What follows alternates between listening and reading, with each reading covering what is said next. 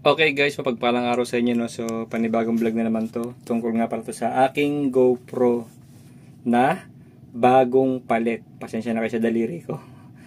Ito po ay bagong palit ni GoPro. Sa mga hindi nakakaalam, kasi ako ngayon ko lang nalaman, pag meron ka palang GoPro na sira, pwede mo pala itong ipapalitan kay GoPro mismo.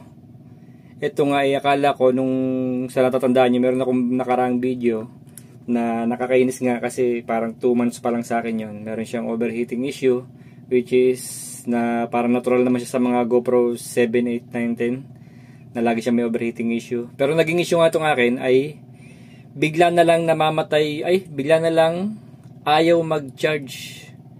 Nakakapag-charge siya pero nakalagay battery not detected. So may mabang storya yon. May kita nyo sa previous vlog ko na may problema yung GoPro ko hanggang sa ayaw na siya mag-open. So ginagawa ko na lahat yung mga reset, hard reset, ganyan. So ayaw pa rin, no.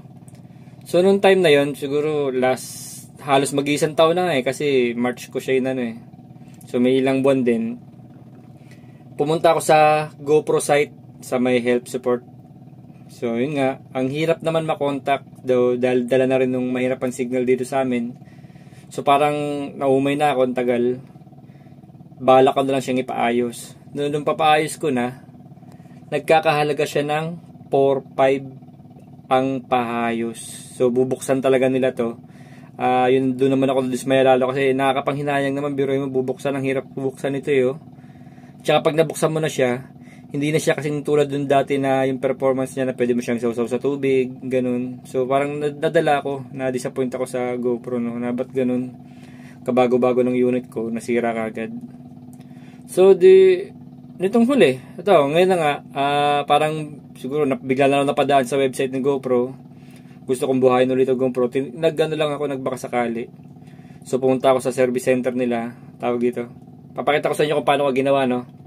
Panoorin nyo itong mula umpisa hanggang dulo ng video na to para mag-guide ko kayo na kung meron kayong GoPro na nasira, na nalubog sa tubig o napasukan ng tubig o nadurog, ay pwede pala itong palitan ni GoPro ng bago. Ang tanong, hindi ko lang alam kung pwede sa mga second hand user kasi ito brand new ko na nakuha, sa akin to nakapangalan. Ang hahanapin lang sa inyo ni GoPro ay yung resibo. So wala nga akong resibo pero pinakita ko sa kanya yung screenshot dahil sa online ko to binili. Nakakala ko pa nga nung una ay baka nakuha ko ay fake. Pero syempre gawa ng serial number niya, tama naman yung serial number na confirm na okay yung GoPro ko, legit, authentic siya. At yun, kinausap ko yung mga mabang storya, di ko na nga lang siya na screenshot, no. So binigyan nila ako ng resibo at ito nga, pinuntahan ko na siya. Pwede pala siyang ipa-deliver ng libre. Akala ko nung una may bayad kasi sabi ng operator nung kausap ko, pwede daw magkaroon ng additional charge pag nagpa-pick up dito sa bahay. So nangyari ako nga ay wala akong binayaran na delivery charge o pick up charge. So ang binayaran ko lang ay yung para sa custom. So ako direct na ako pumunta kasi malapit lang naman dito sa amin sa Pasig. Meron tayong UPS Philippines, yun nga pala yun. Sa apps ang ginamit nilang courier. Sa apps, maraming salamat kay apps courier, apps Philippines. Meron sila dito sa Pasig. So di ko lang alam sa ibang lugar, no, na kung may bayad ba. Kasi dito sa per Metro Manila pala walang bayad pag pinapick up. Dapat daw pala pinapick up ko na lang. So ang babayaran ko lang pala yung nagkakahalaga siyang 200 mahigit para kay custom. So ginawa ko pa ito nung una, todo balot pa ako kasi nga ipapadala ko. Pagdating pala ron, tatanggalin din pala nila yung balot. Tinanggal talaga kasi ganito lang siya. So wag na pala kayo magdadala ng maglalagay ng magsasama ng mga battery, mga charger, basta mismong unit lang, tas tanggalin yung battery, tanggalin yung memory card. At ganito lang siya padala kasi bubuksan din daw pala siya ng custom. So at yun na nga, pinadala ko dun. So nung una medyo hindi pa ako nag-expect na ang iniisip ko, i-repair lang nila.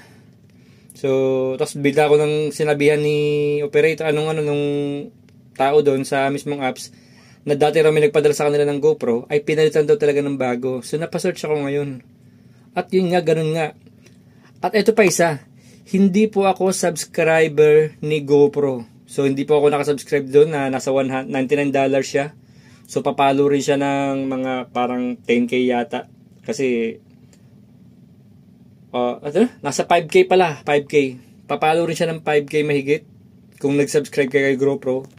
Pero ako hindi ako nag-subscribe, naka-online na lang ako sa kanya, naka-login lang ako, naka-sign up lang ako. So yun no.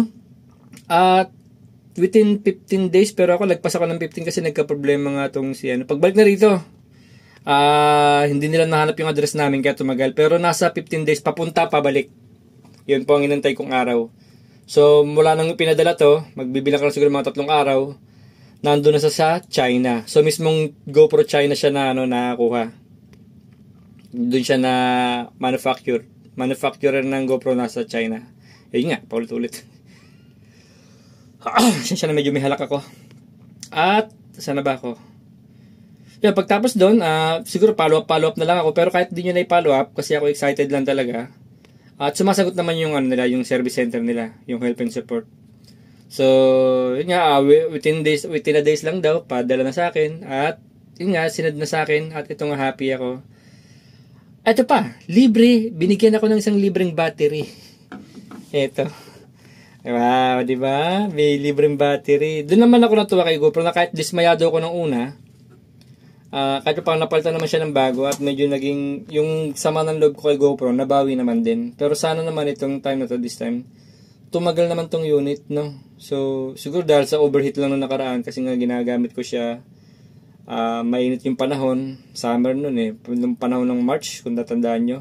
Talagang tagal hindi umuulan. Hanggang ano yata umulan nun. November na, di pa naulan So ngayon ko lang sinisipan yan. Ito po, share ko na lang din. Tapos yung paraan nung pag ano ko sa kanya, may sisensay yung 3 papel. Yun nga, dito sa ano, ilalagay ko na lang sa screen. Yung itinerary receipt, ipapaprint nyo lang yun. Tapos dadalhin nyo lang yun sa, kung pupunta kayo sa mismong, ano nila, mismong warehouse nila, dadalhin nyo yun. Pero pag papapick up nyo na lang, yun na lang ipapakita nyo, tapos bahala na sila. Siguro kunin nyo na lang yung contact number nung delivery rider, yan. Tapos kunin nyo yung resibo. Yung babayaran nyo, kailangan may resibo. So, yun lang po, no. At ito pa, talagang bago siya. Tinakpan ko na lang yung serial number niya. Okay, authenticated pa rin siya. Sana naman this time, tumagal naman siya. Wag naman 6 months. So, ingatan ko na talaga siya ngayon. Siguro may mga narinig akong ibang issue na may ano siya may mga tawag ito factory defect na nababasa kagad sa tubig.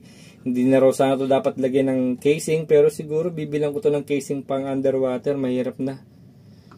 At ito pang isang tanong, paano ko nasira ulit ito? Meron akong isang video na napanood na pangalawang beses na siya nasira, pinapalitan pa rin ni GoPro ng bago. Yun, nakakatuwa yun. Pero siya ay subscriber ni GoPro. Ako kasi hindi ako subscriber ni GoPro. Kaya, pero masaya pa rin ako na napalitan siya ng bago. At ito nga, ganito yung plastic nyo. Sabi nung sa fake pa daw to kasi yung binili ko siya, yung plastic niya is parang papel, kulay white. Yung papakita ko sa screen yung ganyan. Kulay white yung ganyan. Ngayon talagang plastic na talaga siya. Tapos yun yung kinis, ang gwapo niya. Na-miss ko talaga to. Happy ako dito. Sa bago. Sana na lang tumagal to at hindi ako madismaya, hindi maulit yung dati. Kasi di ko alam kung papalitan pa ulit ni GoPro pag nasira. No. So yun lang mga tol, share ko lang din sa mga nasiraan dyan ng unit. Salamat nga pala kay Apps Philippines, kay GoPro. Pinalitan na ito ng bago kahit hindi nila ako subscriber. At yun lang, sana may naitulong yung video na to. Thank you.